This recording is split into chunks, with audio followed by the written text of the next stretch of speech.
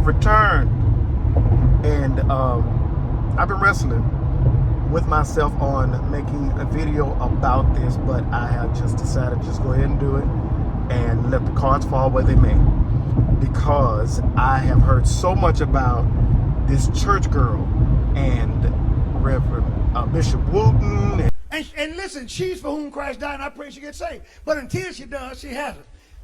And Tank. And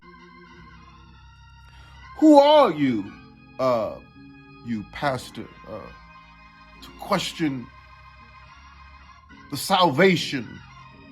And everybody got an opinion. I'm like, okay, let me go find out what this is about. So, in all that getting, get an understanding. So I'm going to give an understanding on this song for my audience and for my friends who don't know anything about this song. So let's delve into it. First, I would be remiss if I did not first say I am a Clark sister fan.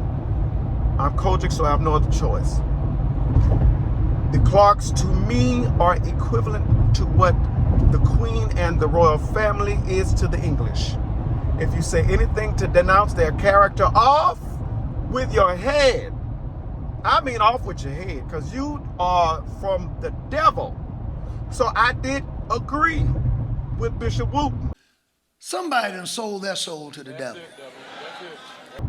Beyonce is the devil, and she should be sent to the pits of hell, is what I initially said.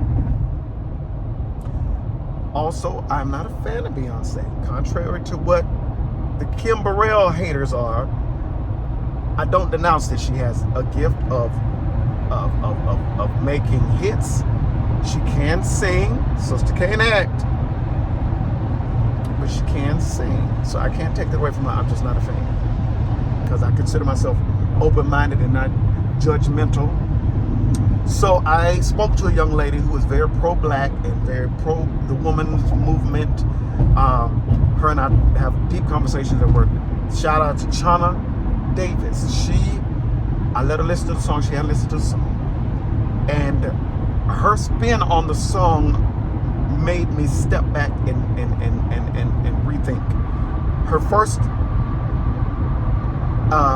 thought of the song was, she said, this is an anthem for the church girl. She said, this is the church girl that has two sides. She said, every person has two sides, and you have a church side and you have a worldly side, if we want to do that. But this is speaking to the both sides of them. So I had to really think. I was like, okay.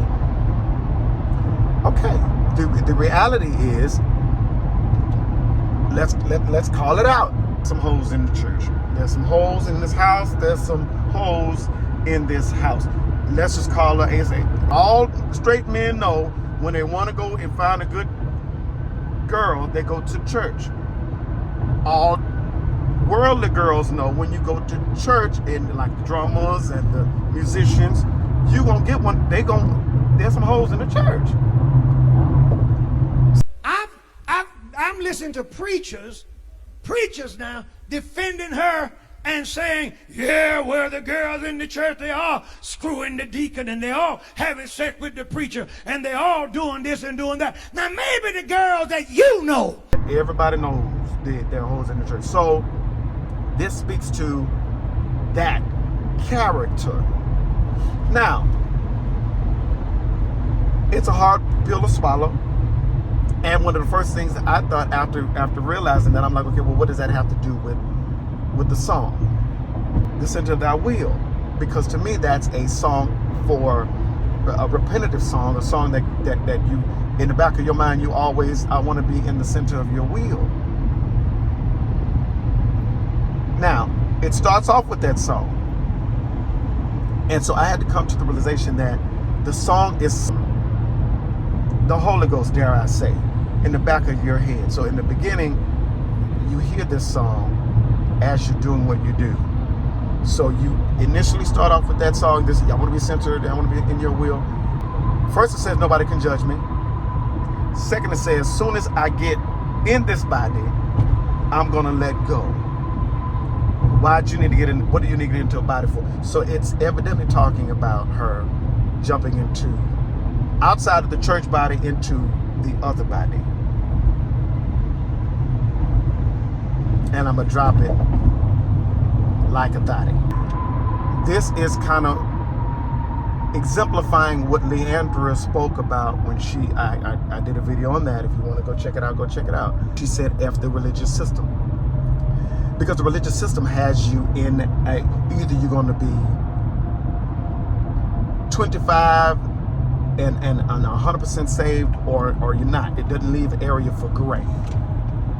And I think that's the first disservice that all of us have had to deal with and address on our own, is the reality that growing up in the church wants you to denounce everything. The very things that you convinced me of in Scripture that you had to quit doing, that you had to give up. Praise the Lord. Now saints are online arguing for twerking. You can't be sexy. You can't be, so that's why it talks about removing from one body to another, rather moving from the moo-moo of the church, the young girl having to dress as a 50-year-old, or the man having to be saying doc this and doc that in order to be. No, embrace your youth. Be young. Now, it doesn't have to go to this extent, but it is what it is. So soon as I get in this body, I'm gonna let go, drop it like a thotty. Church girls acting loose, bad girls acting slutty is what why is there an explicit version? I don't know, but bad girls acting slutty, snotty is what the clean version says. Let it go, girl. Let it out, girl. Throw that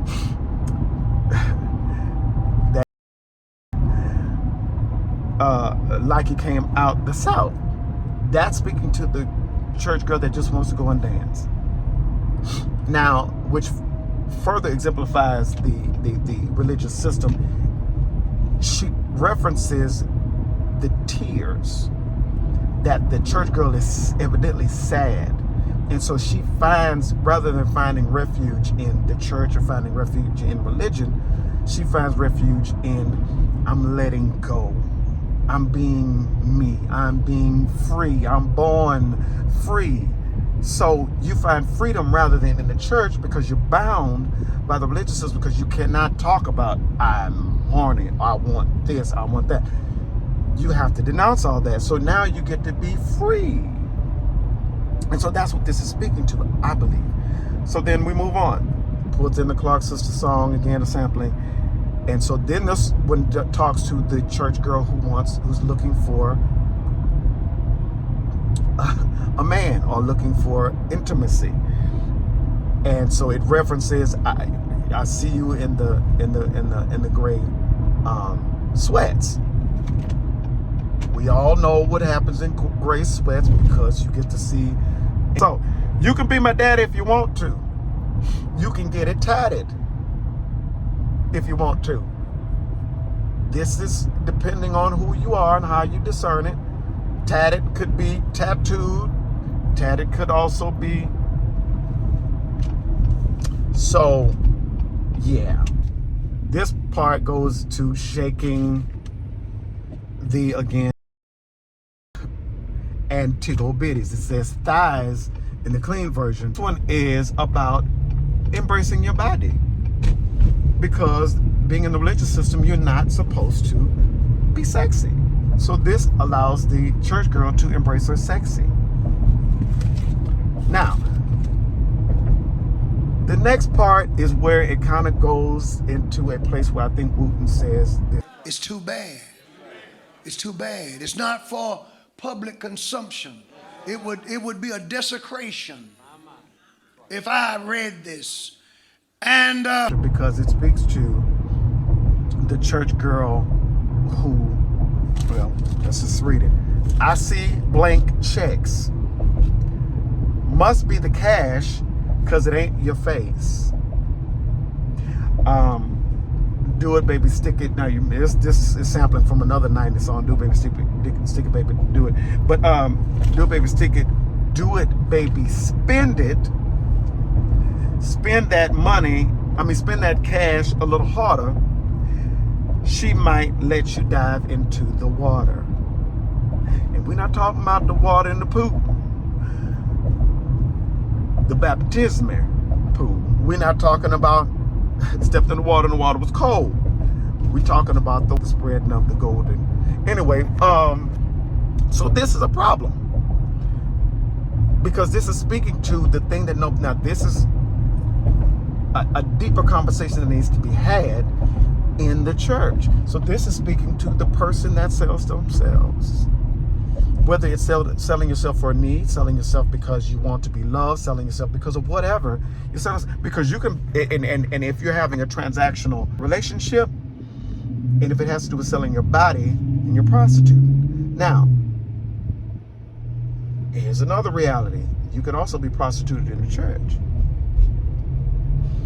So prostitution, no matter where it comes from, is bad. Selling a gift, selling your time, and not being appreciated for who you are is bad. So this doesn't speak to the church girl as building her character.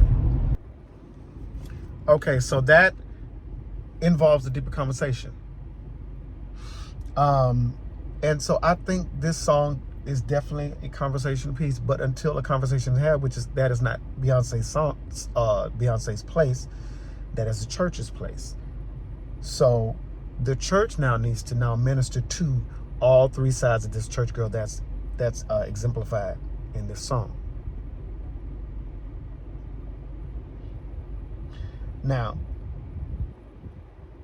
I think if anybody deserves to be paid and sampled, Twinkie does. Twinkie deserves this money. Now, we all say, you would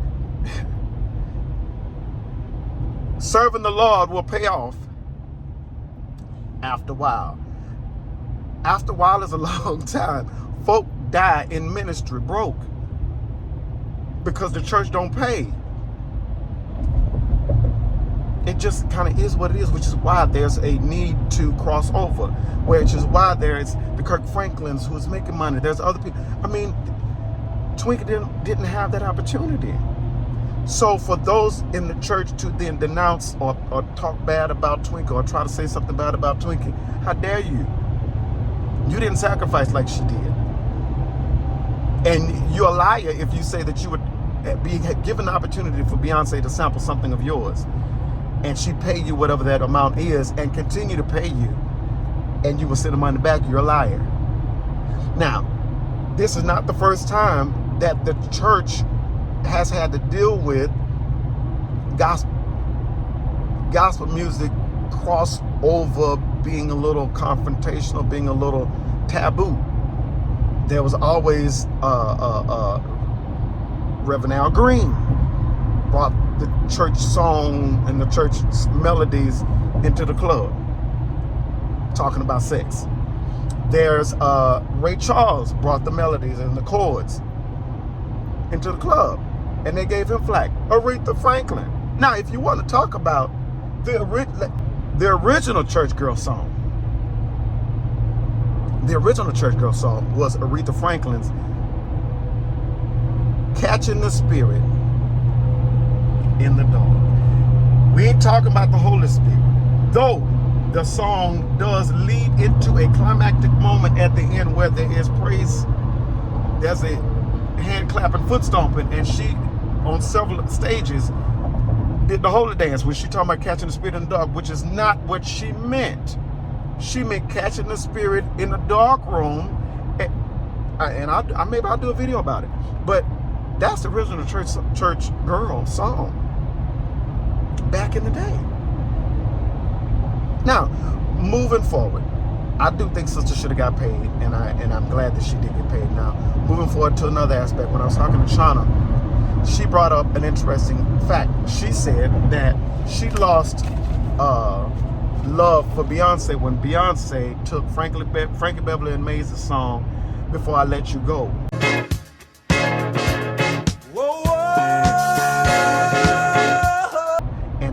transform that into a dance song. You make me happy.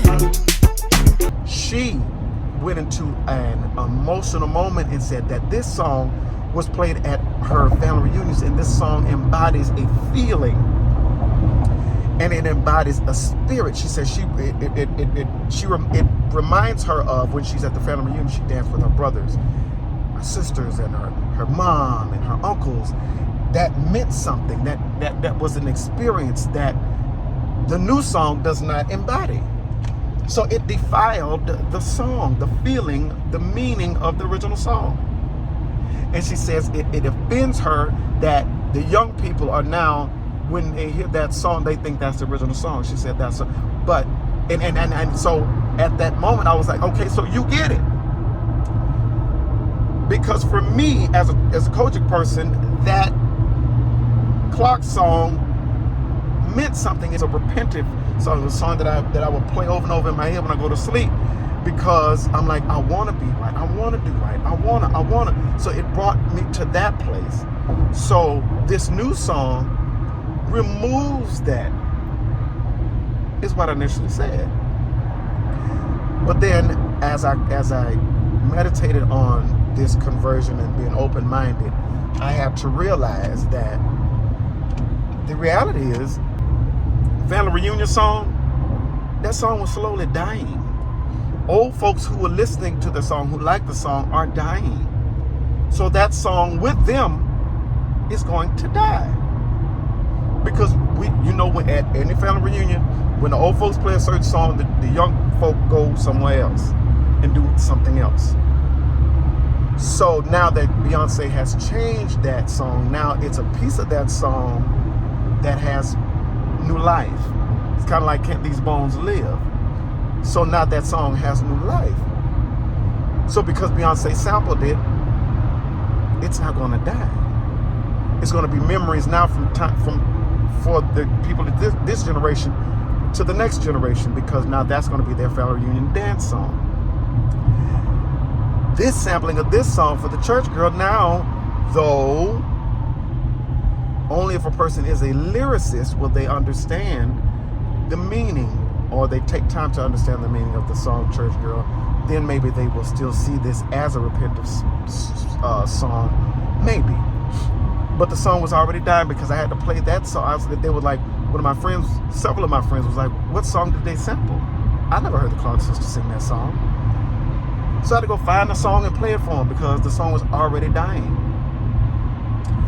But now there's new life for the song. So sampling, and in this case, it gave it new life. So my negativity has changed for the song.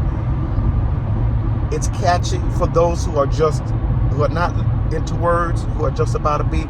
It's a catchy beat. The blending of the song and the sample, it's catchy. It's hot. I give it to you. But when you delve into the meaning of it, it is kind of morbid, kind of like the Nina Simone and the Strange Fruit.